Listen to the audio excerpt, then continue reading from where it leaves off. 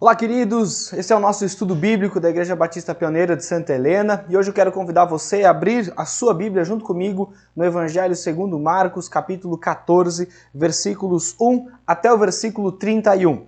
Mas não se assuste, a gente vai estudar esse texto em partes e vamos entendendo as diferentes reações a Jesus.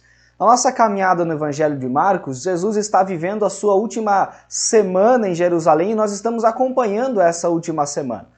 Jesus já teve aquele momento tão importante do domingo, a entrada triunfal, já estudamos isso em estudos anteriores, e agora a gente está percebendo aqui a culminação de todo o ministério de Jesus e a concretização do projeto de Deus para Jesus, que nos dá a oportunidade de ter a salvação por meio de Jesus.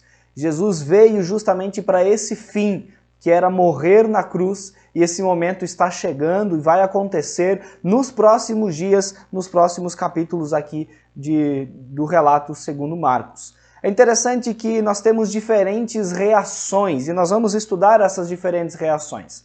Mas para você entender o que a gente vai estudar, primeiro nós temos as autoridades religiosas novamente querendo matar Jesus, nós temos o povo simpatizando com Jesus, nós temos uma mulher que aqui no texto de Marcos ela aparece como uma mulher anônima, sem a citação do seu nome, demonstrando um profundo amor por Jesus, de uma maneira muito interessante, já vamos estudar isso.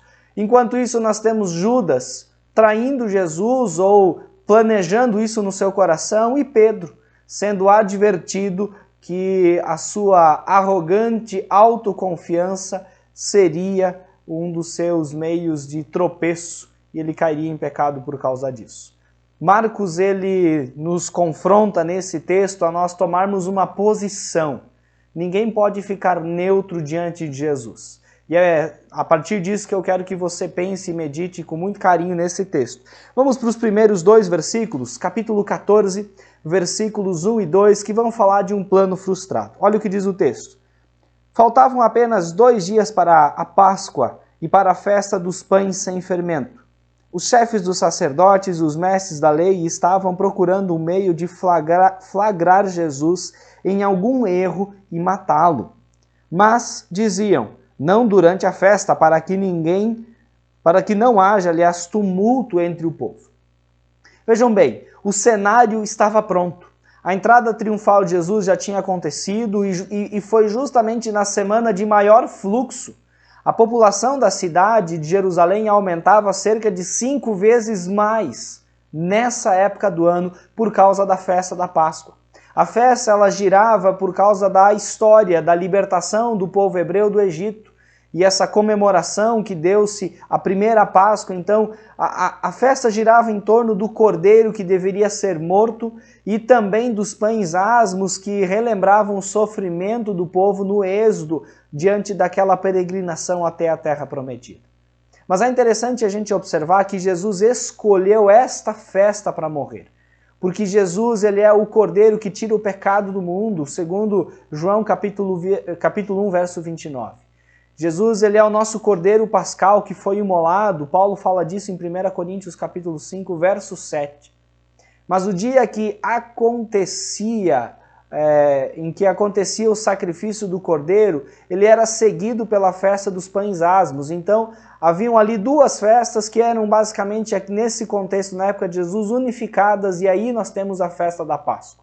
Então, nós temos diante disso uma festa com uma duração de 7 dias, uma festa muito grande e, como já dissemos, um fluxo muito grande de pessoas. Mas quando a gente lê no versículo 1, a conspiração ela já estava armada.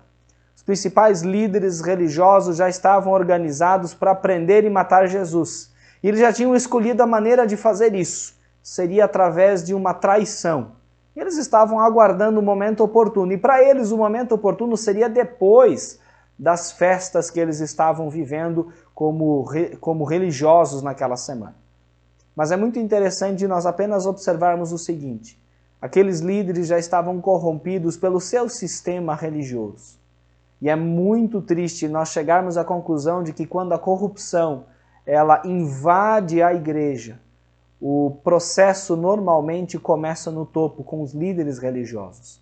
Nenhuma política é tão suja quanto a política no contexto eclesiástico, no contexto das igrejas, das religiões e das denominações. Por isso nós precisamos sempre olhar para Jesus, a maneira como Jesus agia, não a maneira como os religiosos no tempo de Jesus agiam, e uma maneira que muitas vezes nós acabamos imitando, e temos que ter cuidado com tudo isso. Mas o plano de Deus já estava determinado, porque o verso 2 ele diz: mas não durante a festa, para que não haja tumulto entre o povo. Ou seja, esse era o plano dos líderes religiosos. Mas o plano de Deus era que acontecesse na festa, porque esse era aquilo que Deus já havia decretado, já havia preparado nos seus planos, e isso precisava acontecer para que o máximo possível de pessoas pudesse testemunhar aquilo que iria acontecer. Mas aí nós temos na sequência do texto, do versículo 3 ao versículo 9, um amor demonstrado. E aí eu quero ler, versículo 3, acompanhe na sua Bíblia. Estando Jesus em Betânia, reclinado à mesa, na casa de um homem conhecido como Simão, o leproso, aproximou-se dele certa mulher com um frasco de alabastro contendo um perfume muito caro, feito de nardo puro. Ele quebrou o frasco e derramou o perfume sobre a cabeça de Jesus. Alguns dos presentes começaram a dizer uns aos outros indignados, porque este desperdício de perfume, ele poderia ser vendido por 300 denários e o dinheiro ser dado aos pobres, e eles a repreendiam severamente. Deixem-na em paz, disse Jesus. Por que estão perturbando? Ela praticou uma boa ação para comigo. Mas, pois os pobres vocês sempre terão com vocês e poderão ajudá-los sempre que o desejarem, mas a mim nem sempre terão. Ela fez o que pôde, derramou o perfume em meu corpo antecipadamente, preparando para o sepultamento. Eu asseguro que onde quer que o evangelho seja anunciado em todo o mundo, também o que ela fez será contado em sua memória. Olha que interessante, nós temos aqui uma mulher, e como já mencionamos na introdução, uma mulher que, segundo o Evangelho de Marcos, nós não temos o nome. Mas é muito interessante que nem Marcos e nem Mateus, quando relatam essa história, vão falar do nome dessa mulher. Mas João, no seu Evangelho, fala que ela era Maria de Betânia, porque nós estamos justamente na sua cidade. Ela é irmã de Marta e Lázaro. E essa história paralela vai acontecer em João capítulo 12, versos 1 a 13 e o texto seguinte. E ali nós temos então esta mulher chamada Maria fazendo esta ação. Portanto, nós temos alguém aqui manifestando gratidão a Jesus. Mas olha que interessante. O texto diz que Jesus estava na casa de Simão, o leproso, na cidade de Betânia, participando de um jantar. Mas espera aí, a lepra era uma doença muito grave e contagiosa. Mas então nós temos que chegar à conclusão que ele era conhecido como Simão o leproso porque já estava curado. E é muito provável, o texto não diz isso, mas é muito provável que Jesus havia curado esse homem, eles estavam ali comemorando a sua cura. Talvez ele se encontrou com Jesus nesses dias e disse: Jesus, vem lá em casa porque eu quero fazer aí um jantar, eu quero ter um momento de alegria, de gratidão pelo que você fez por mim. Mas isto é uma suposição, não é o que o texto nos diz. Mas é uma suposição que faz sentido. É possível que também a Maria estivesse ali nesse contexto também agradecendo. Afinal de contas, Lázaro, o seu irmão, havia voltado a viver depois de 4 dias estando morto. Você pode conferir isso no Evangelho de João, capítulo 11, você tem a história ali. Mas é interessante nós entendermos que o texto ele vai falar de um perfume muito caro. O perfume citado aqui diz que era um perfume muito caro, no versículo 3, de nardo puro. Nardo puro é um perfume, uma substância que é extraída de folhas secas de uma planta natural do Himalaia. Então nós temos que entender que sim, era um perfume raro, portanto caro.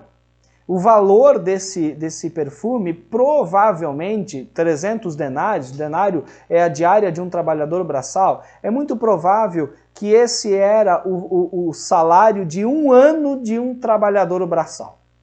Era bastante dinheiro para um frasco, um vaso de perfume. Nós não temos uma quantidade em termos de litros, mas provavelmente não deveria ser muito em termos de quantidade, mas o suficiente para perfumar o corpo de Jesus com toda certeza. É interessante que Maria aparece 3 vezes nos evangelhos e sempre estava aos pés de Jesus. Olha só, Maria, lá em Lucas capítulo 10, verso 19, estava aos pés de Jesus para aprender, enquanto que sua irmã estava ali arrumando a casa, trabalhando, tentando organizar tudo, ela estava interessada em aprender. Em João capítulo 11, versos 32 e 33, ela estava ali aos pés de Jesus para chorar a morte do seu irmão Lázaro. E aqui no contexto, e com o seu nome sendo descrito em João capítulo 12, versos 1 a 3, que é o texto paralelo a este, ela estava ali para agradecer aos pés de Jesus. Muito interessante essa maneira dela se colocar diante de Jesus. E ela fez algo de forma sacrificial.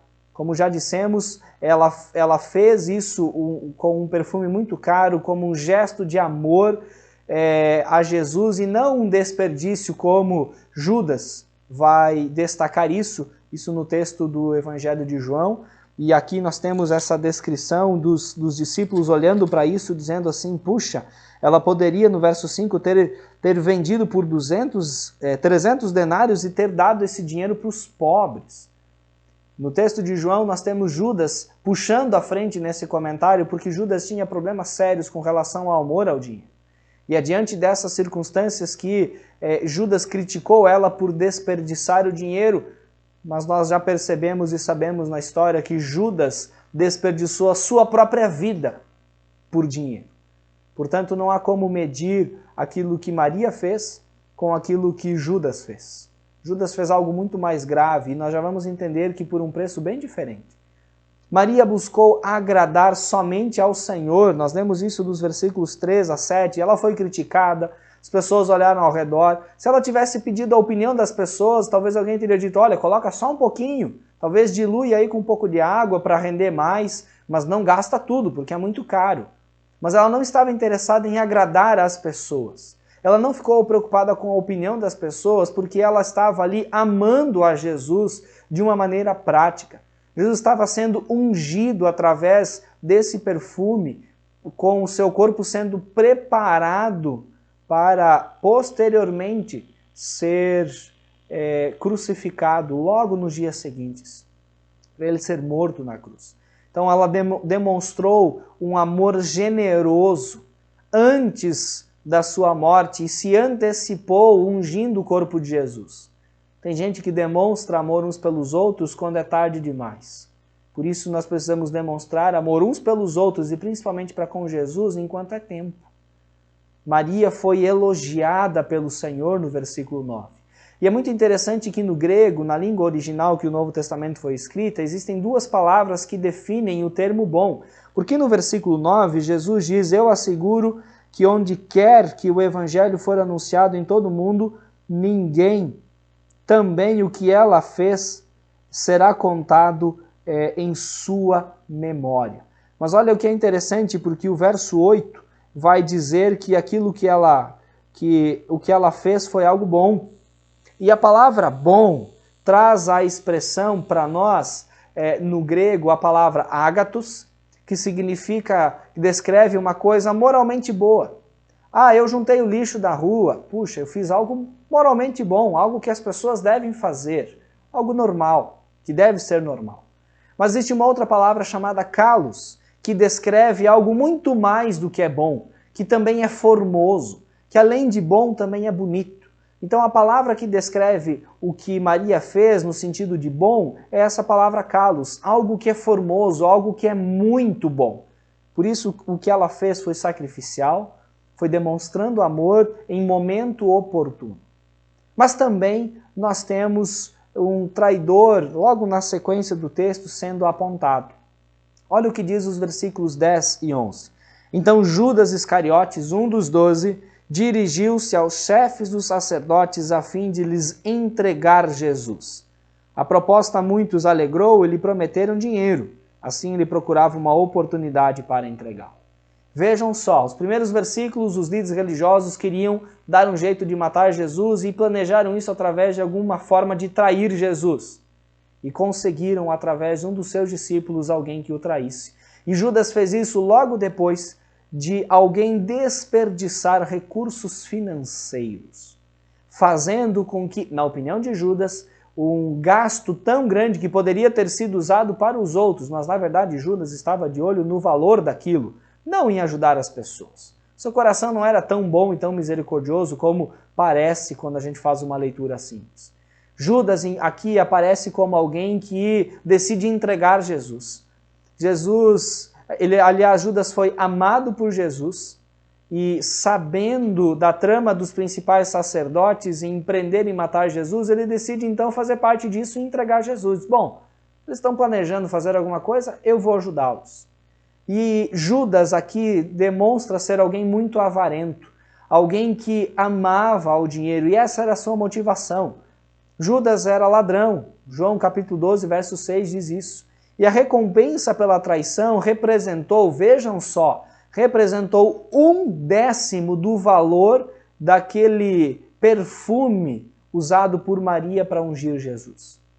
Ou seja, 1/10 daquele valor. Muito pouco comparado com o que comparado com o que Maria gastou financeiramente dos seus recursos para ungir Jesus. O dinheiro recebido por Judas era também, no contexto do Antigo Testamento, o preço de um escravo que havia sido ferido por um boi, provavelmente. Aquelas poucas moedas de prata. Judas, nesse texto, ele se mostra aqui alguém dissimulado. Olha o versículo 17, pulando um pouquinho nossa sequência do texto, depois nós voltamos no versículo 12. Versículo 17 até o versículo 21 diz assim: Ao anoitecer, Jesus chegou com os 12. Quando estavam comendo, reclinados à mesa, Jesus disse: Digo que certamente um de vocês me trairá, alguém que está comendo comigo. Eles ficaram tristes e um por um lhe disseram: Com certeza não sou eu. Afirmou Jesus, é um dos 12. Ninguém que come comigo é um dos 12, alguém que come comigo do mesmo prato. O Filho do Homem vai, como está escrito a seu respeito. Mas ai daquele que trai o Filho do Homem, melhor lhe seria não haver nascido. Olha que interessante. Judas, ele não se quebranta, ele não se arrepende, mas ele finge ter comunhão com Jesus, porque todos os discípulos, de acordo com esse texto, disseram: Não, Jesus, não, com certeza não sou eu que vou trair você. Judas faz parte disso, Judas está fingindo ter comunhão com Jesus. Mas a ruína de Judas veio da sua indisposição de orar e de renovar a sua vida e de buscar seguir de fato Jesus. É interessante que toda a comunhão à mesa para os orientais, para o contexto dos judeus, significa uma concessão de paz, um momento de fraternidade e de confiança. Por exemplo, duas pessoas que eram inimigas, quando elas se sentavam à mesa, elas estavam ali dando um momento de paz, concedendo paz umas às outras, confiando uma na outra. Comunhão à mesa é comunhão de vida. A comunhão à mesa com Jesus tinha o significado de salvação e comunhão com o próprio Deus. Mas Judas, sendo o mesmo advertido, ele sai na surdina. No texto dos versículos 10 e 11 diz isso: dirigiu-se ao chefe dos sacerdotes, ele vai na surdina sem contar para ninguém. Mas Jesus o desmascara na mesa, em plena comunhão com o próprio Jesus. É interessante que temos que entender que a soberania divina não diminui a responsabilidade humana. Nós somos pecadores, nós somos responsáveis pelos nossos próprios pecados. Judas foi seduzido pelo amor ao dinheiro. Pedro foi pela sua autoconfiança. Deus não nos impede de pecar, mas Deus nos lembra e nos incentiva, nos encoraja a amá-lo. Ou seja, quanto mais nós amamos a Deus, menos vulneráveis e suscetíveis a pecar nós estaremos e, por consequência, menos pecado haverá na nossa vida. Mas aí nós temos um pacto sendo selado. Versículos 22 a 26 vão nos... Aliás, antes disso, versículo 12 a 16 vão destacar o seguinte: no primeiro dia da festa dos pães sem fermento, quando se costumava sacrificar o cordeiro pascal, os discípulos de Jesus lhe perguntaram: aonde queres que vamos e te preparemos a refeição da Páscoa? Então ele enviou 2 de seus discípulos, dizendo-lhes: entrem na cidade e um homem carregando um pote de água virá ao encontro de vocês. Sigam-no e digam ao dono da casa em que ele entrar: o mestre pergunta: onde é meu salão de hóspedes, do qual poderei comer a Páscoa com meus discípulos? Ele mostrará uma ampla sala no andar superior, mobiliada e pronta. Façam ali os preparativos para nós. E os discípulos se retiraram, entraram na cidade e encontraram tudo como Jesus lhes tinha dito e prepararam a Páscoa. E aí então Jesus tem esse momento que nós já falamos, revelando o traidor e mostrando também algumas coisas interessantes nesse aspecto. E aí dos versículos 22 a 26, que dizem o seguinte: enquanto comiam, Jesus tomou o pão, deu graças, partiu e deu aos discípulos, dizendo: tomem, isto é o meu corpo. Em seguida tomou o cálice, deu graças, ofereceu aos discípulos e todos beberam. E disse-lhes: isto é meu sangue da aliança, que é derramado em favor de muitos. Eu afirmo que não beberei outra vez do fruto da videira, até aquele dia em que beberei o vinho novo no reino de Deus. Depois de terem cantado um hino, saíram para o Monte das Oliveiras. É muito interessante que aqui Jesus está fazendo um pacto. Um pacto é algo muito importante, porque essa é uma cena, é um dos pontos teológicos mais vibrantes que nós temos em Marcos. Aqui Jesus interpreta o significado último da sua morte. Jesus abençoa e parte o pão. Ele toma o cálice e dá graças. Pão e vinho são símbolos do seu corpo e do seu sangue. Com esses elementos, Jesus instituiu a ceia do Senhor, que é uma prática nossa como cristãos. A questão da ceia tem sido tem dado acirrados debates na história da igreja, porque existem algumas linhas específicas e diferentes de interpretação. A primeira delas é relacionada à transubstanciação, que diz que, no contexto da Igreja Romana, a Igreja Católica, crê que o pão e o vinho se transformam em corpo, em sangue, em nervos, em ossos e na divindade de Cristo, o que nós não vemos descrito no relato bíblico. Há também aqueles que creem na consubstanciação. O luteranismo crê que os elementos eles não mudam de substância, mas Cristo está presente fisicamente nos elementos e sob os elementos. O que também não faz sentido, porque nós vemos isso como símbolos. E aí nós temos o memorial. Os elementos da ceia são símbolos e ela é apenas um memorial para nos trazer a lembrança, o sacrifício de Cristo. E também ela é um meio da graça, de lembrar o presente imerecido dado por Deus através do sacrifício de Cristo. Mais do que um memorial, é um meio da graça, de maneira que nós somos edificados pela participação da ceia, também pela comunhão que nós podemos ter. Mas é interessante entendermos o significado desse pacto. A palavra pacto ela é uma palavra muito comum no contexto da religião judaica. Dependia inteiramente de Israel guardar a lei do Antigo Testamento. O pacto que eles tinham no Antigo Testamento era guardar a lei. Era uma relação dependente da lei e da obediência à lei. Assim, o povo sempre estava em débito, sempre estava devendo. Mas Jesus traz um novo pacto, uma nova classe de relacionamento entre Deus e o homem. E não depende da lei. A lei nos mostra como viver, mas depende do sacrifício de Jesus, o seu sangue derramado na cruz.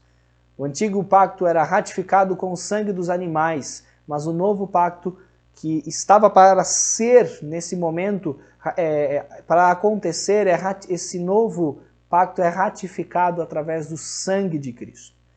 Diante de tudo isso, há uma nova aliança firmada no sangue de Jesus, derramado em favor de muitos. Na velha aliança, o homem buscava fazer o melhor para Deus e fracassava. Na nova aliança, Deus faz tudo pelo homem para que ele possa aprender e possa viver para Deus.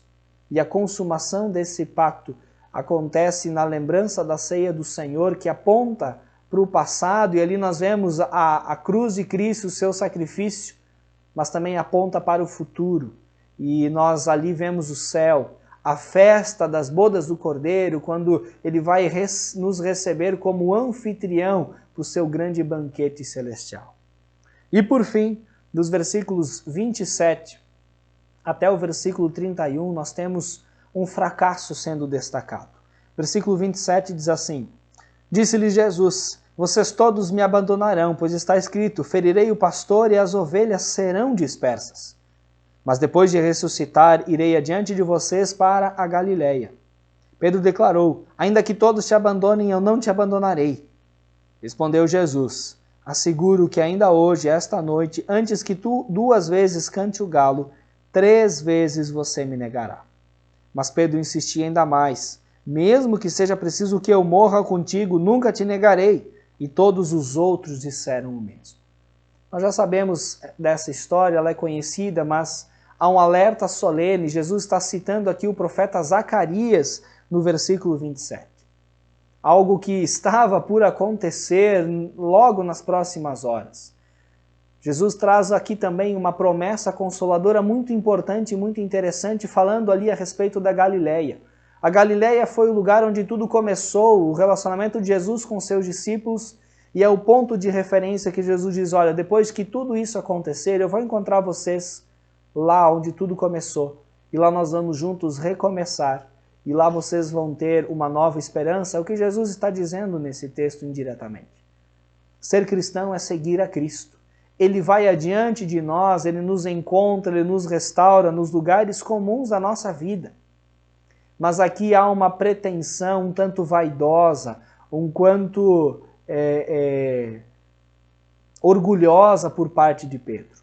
Pedro, ele se julgou melhor do que os seus companheiros discípulos. Ele pensou ser mais crente, ser mais forte, mais confiável.